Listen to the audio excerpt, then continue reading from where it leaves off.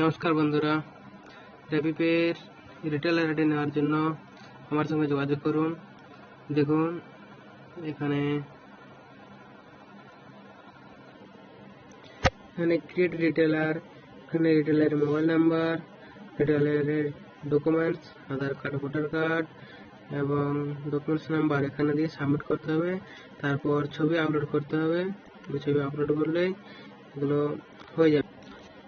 এখানে শো হবে পেন্ডিং ও rejected KYC. যদি কোনো পেন্ডিং অথবা রিজেক্টেড কেওয়াইসি থাকে তাহলে এখানে আমরা দেখতে পাবো। আর এখানে আমার প্রোফাইল সবই দেখতে পাবো। আর প্রোফাইল চেক করতে পারবো এখানে ডিটেলস। তারপর এখানে ক্রেডিট ব্যাংক সেটেলমেন্ট, এখানে ব্যাংক সেটেলমেন্ট করতে পারবো। যে ব্যাংকটা আমরা অ্যাড করবো সেই ব্যাংক ডিটেলস দেখতে পারবো।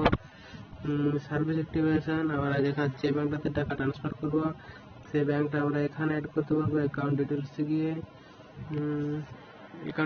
গিয়ে ব্যাংক সেটেলমেন্ট অ্যাকাউন্ট, এখান থেকে আমরা ব্যাংক অ্যাড করতে পারবো।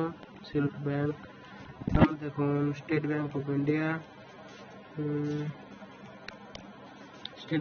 অফ ইন্ডিয়া, সিলেক্ট করলাম। এখানে অ্যাকাউন্ট নাম্বার দিতে হবে, অ্যাকাউন্ট নাম্বার দিচ্ছি আমি, দিলাম। এখন আইএফএসসি কোড দেখুন আমি দিচ্ছি, আমি ডিটেলস দিলাম। এখানে আপলোড করতে হবে, ব্যাংক অ্যাকাউন্টের ছবি আপলোড করতে হবে।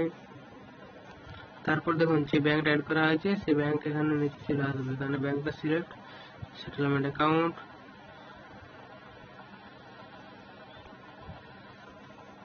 এই দেখুন ব্যাংক সেটেলমেন্ট এখানে চলে গিয়ে টাকা ট্রান্সফার করলে আমার এই অ্যাকাউন্টে চলে আসবে।